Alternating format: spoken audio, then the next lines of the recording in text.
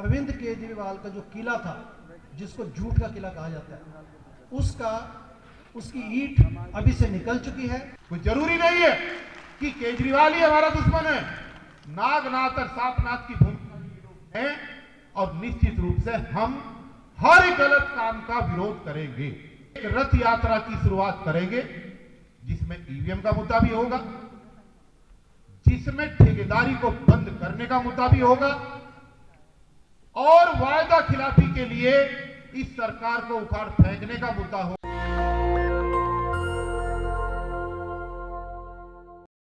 तख्त बदल दो, ताज बदल दो, फर्जीवाल का राज बदल दो। तख्त बदल दो, ताज बदल दो, फर्जीवाल का राज बदल दो। मैं ये कहना चाहता हूं कि तख्त बदलने की प्रक्रिया भाइयों बहनों शुरू हो चुकी है। मैं आपको कुछ अंदर की बातें बताऊंगा, क्योंकि अभी मैंने काफी सेंटीमेंट सुने कि किस प्रकार से इस देशद्रोही फर्जीवाल ने अन्ना आंदोलन की हत्या की, अन्ना हजारे को धोखा दिया। एक वक्ता ने कहा कि देश का सबसे भ्रष्ट मुख्यमंत्री केजरीवाल है। और इस किस्म की मैंने अन्य अत्याचार पूर्वक कहानियां सुनी जो कि हम सब लोगों को समझ है।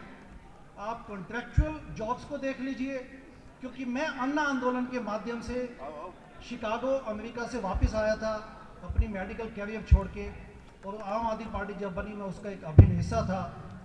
और 2014 के जो इलेक्शंस हुए थे, जो 2015 में हुए अंततः फरवरी में, आज से लगभग 10 साल पहले, तब एक मुख्य प्रॉमिस ये किया गया था कि हम कॉन्ट्रैक्चुअल एम्प्लॉयज को परमानेंट करेंगे। और जैसे सत्ता में हम लोग आए, आज मैं आम आदमी पार्टी का हिस्सा नहीं हूं, स्पष्ट कर दूं, तब जब हम सत्ता में आए तो मैं स्वास्थ्य मंत्री सत्येंद्र जैन जी के साथ हेल्थ एडवाइजर था।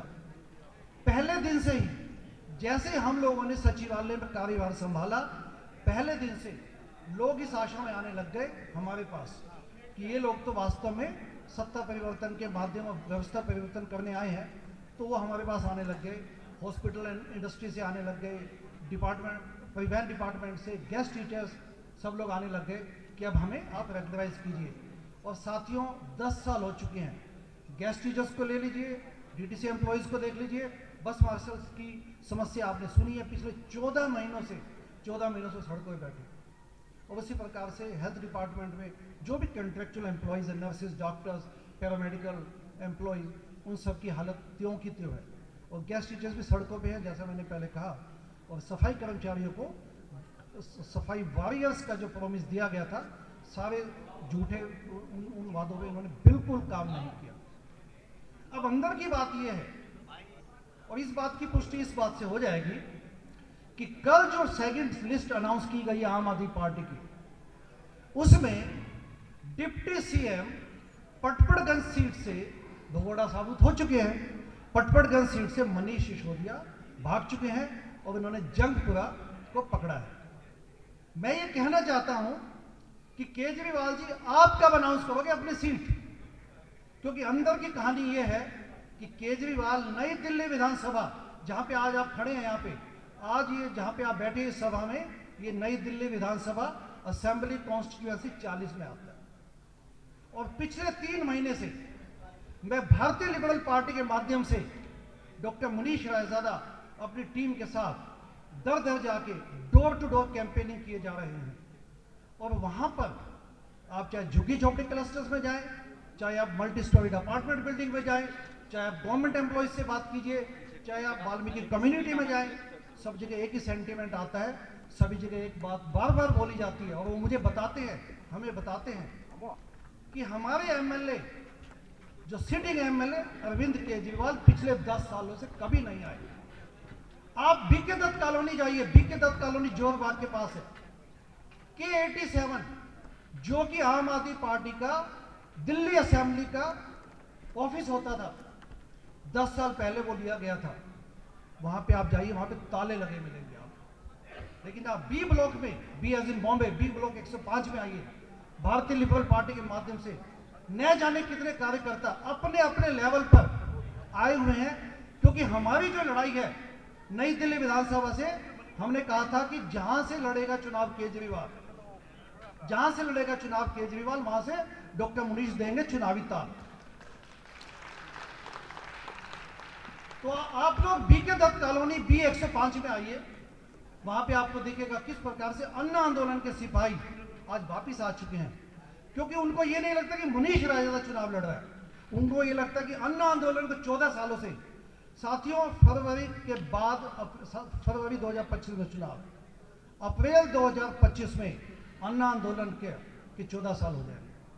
पिछले 14 सालों से अन्ना आंदोलन की जो आकांक्षा थी भ्रष्टाचार मुक्त भारत बनाने की, एक स्ट्रॉन्ग एंटी करप्शन बिल लाने की, जिसको उस वक्त जन लोकपाल बिल बोला गया था, वो 14 सालों से वनवास में खड़ा है। आप सभी का फर्ज बनता है कि वोट के माध्यम से फरवरी 2025 में नई दिल्ली विधानसभा से अरविंद केजरीवाल की जमानत जब्त करवाकर इस जो अत्याचार और धोखाधड़ी और देश के साथ और अन्याय हुआ है उसका क्लोजर ये होगा, उसकी जस्टिस ये होगी कि आप उस वक्त इस फर्जीवाल की जमानत जब्त करवाएं। It's not a personal ballot, it's not a personal ballot. देश के साथ व्यवस्था परिवर्तन के नाम पे, संपूर्ण क्रांति के नाम पे धोखा हुआ है। और ताकि इस, और लोग अब ये भी कहने लगे हैं कि जो बाबा खड़क जी की स्टोरी है उनको अक्सर याद आती है, तो 2025 में जो आप ये बदला लेंगे उसके माध्यम से पूरे देश में आवाज जाएगी कि अल्टीमेटली सत्यमेव जयते और झूठ के पाम नहीं होते। साथियों, अंदर की बात यह भी है कि पिछले 10 सालों में न केवल अरविंद केजरीवाल नदारद है अपनी विधानसभा से एज ए MLA, न केवल नदारद है, उन्होंने LAD फंड का, जो MLA local area development fund होता है, जो कि दिल्ली में पिछले कुछ समय पहले 10 करोड़ से बढ़ाकर 15 करोड़ किया गया, उसको भी आपके इस विधायक ने नई दिल्ली विधानसभा में प्रयोग नहीं किया। जबकि आप जाएंगे तो देखेंगे जॉब्स की कमी है, नलकूपों की कमी है, JJ क्लस्टर्स में जाएंगे, काफी ऐसे अन्य विकास के काम जो कि इस विकास फंड से, MLA लेड फंड से किए जा सकते थे, इन्होंने नहीं किए, क्योंकि इनको अपनी कॉन्स्टिट्यूएंसी की कोई चिंता नहीं थी।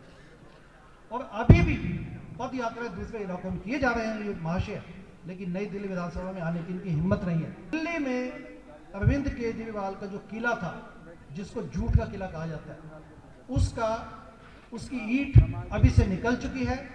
अभी जो सेकंड लिस्ट आई है, तो अभी तक कुल मिला के इन्होंने लगभग 30 कैंडिडेट्स की अनाउंसमेंट की है, उस 20 से 25 कैंडिडेट्स की, उसमें से 15 लोग नए MLA लिए, नए कैंडिडेट्स लिए गए। तो साथियों, अपने पास बहुत सुनहरी मौका है।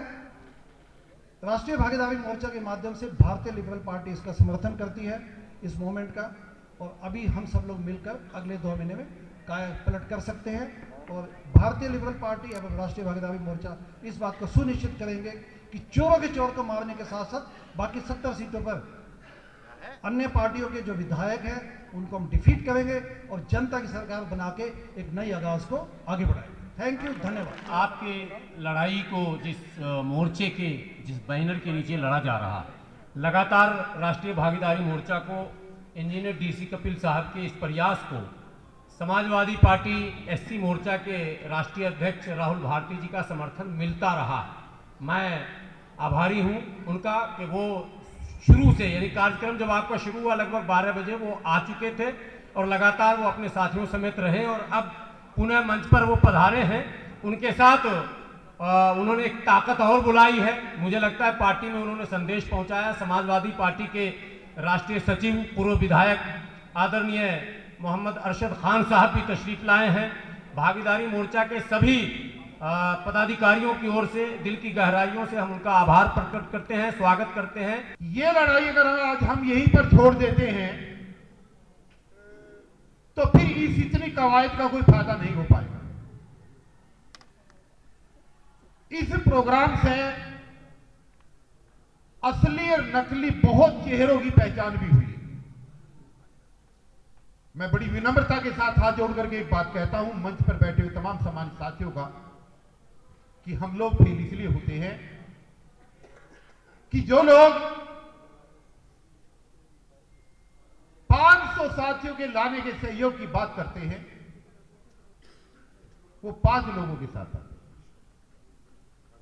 इसलिए जो भी मुख्य आयोजक होता है उसका सारा बनाया हुआ सारा सिस्टम गड़बड़ा जाता है। अब हम आगे बढ़ रहे हैं अगला रेजुलेशन पास करने के लिए, तो मेरी उन साथियों से गुजारिश है, इसमें पूरा साथ, सबसे ज्यादा साथ मेरा इस मुहिम के अंदर दिया है तो महेंद्र राणा जी ने दिया है। और मैं रोजाना ये बात कहता था उनसे कि इसके अंदर 20-30 लोगों की बजाय यहां पर 1000 गीदड़ों की जरूरत नहीं है, 2-4 मर्द छांट लो जिससे ये आंदोलन आगे बढ़ सके। मेरा आज भी यही मानना है कि इसके अंदर एक संसदीय दल बनना चाहिए और जो भी मूवमेंट अभी प्रस्ताव के रूप में हो वो लोग बड़ी ईमानदारी के साथ लेकर के इसको आगे बढ़े, तभी कामयाबी मिल सकती है। अदरवाइज राजनीति के अंदर किसी भी सरकार को उखाड़ करके फेंकना इतना आसान काम नहीं। और इस मंच के माध्यम से आप लोगों को एक चीज बता देना चाहता हूं, जैसे भी आपने मणिपुर की बात सुनी, जैसे आप लोगों ने समर्थन की बात सुनी ईवीएम के आंदोलन को लेकर, दोस्तों सरकार चाहे दिल्ली की हो, सरकार चाहे हरियाणा की हो और चाहे केंद्र की सरकार हो, मानवीय मूल्यों के लिए जो भी सरकार शोषण करेगी हम उसी के खिलाफ बिल्कुल भूकेंगे, इसको छोड़ेंगे। कोई जरूरी नहीं है कि केजरीवाल ही हमारा दुश्मन है, नागनाथ और सापनाथ की भूमिका है और निश्चित रूप से हम हर गलत काम का विरोध करेंगे। तो जो मेरे साथियों ने सुझाव दिए हैं, जो बात हुई है, दिल्ली की सभी विधानसभाओं पर एक रथ यात्रा की शुरुआत करेंगे जिसमें ईवीएम का मुद्दा भी होगा, जिसमें ठेकेदारी को बंद करने का मुद्दा भी होगा और वायदा खिलाफी के लिए इस सरकार को उखाड़ फेंकने का मुद्दा होगा। एमसीडी और तमाम दिल्ली के कच्चे कर्मचारियों को पक्का करने का मुद्दा होगा और मुद्दा होगा सभी वर्गों की समुचित भागीदारी सरकार के अंदर आने वाले समय में निश्चित होगी। नेशनल दस्तक की आपसे गुजारिश है कि अगर इसको बचाना चाहते हैं तो नेशनल दस्तक को सब्सक्राइब करने के लिए रेड कलर के सब्सक्राइब बटन को दबाएं, फिर बेल आइकन की घंटी दबाएं। नेशनल दस्तक को बचाने के लिए बहुत जरूरी है कि हर खबर को शेयर करें, लाइक करें, कमेंट जरूर करें।